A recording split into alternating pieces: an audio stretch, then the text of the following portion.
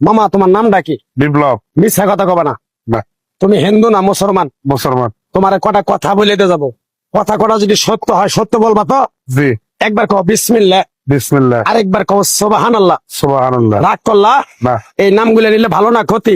ভালো। তোমার চারটে কথা বলে দিয়ে যাবো, কথা চারটা যদি সত্য হয় সত্যই বলবা, মিথ্যার আশ্রয় নিবা, আল্লাহর কাছে ঠেকা থাকবা। কি কইছি কথাটা বুঝতে পারছো? জি। মুখ পাকাও।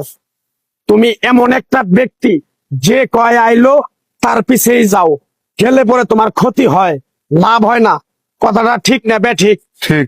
রাগ করলা? না না। যখন তোমার কাছে টাকা পয়সা থাকে, তখন তোমার আপন বন্ধু বান্ধব, কাছের মা বাবা মা থাকে।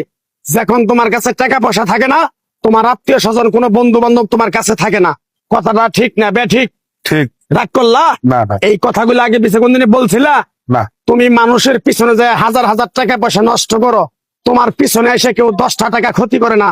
কথাটা ঠিক নেবে ঠিক? ঠিক। আরেকবার কও বিসমিল্লাহ, বিসমিল্লাহ, আরেকবার কও সুবহানাল্লাহ। সুবহানাল্লাহ। বিশ্বাসে বস্তু মিলে তর্কে বহুদূর। তোমার যে কথাগুলো বলছি সত্য বলছি না মিথ্যা বলছি?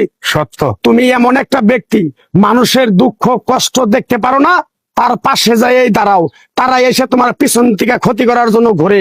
কথাটা ঠিক নেবে ঠিক? ঠিক। রাগ করলা? না। কিছুদিন আগে একটা বিপদে পড়ছিলা, অনেক বন্ধু বান্ধবের কাছে 10, 20, 50 হাজার টাকা হাওলা চাইছো, তারা তো ফোন ধরেই নেই, তোমার সাথে এখন যোগাযোগ বন্ধ করে দিছে।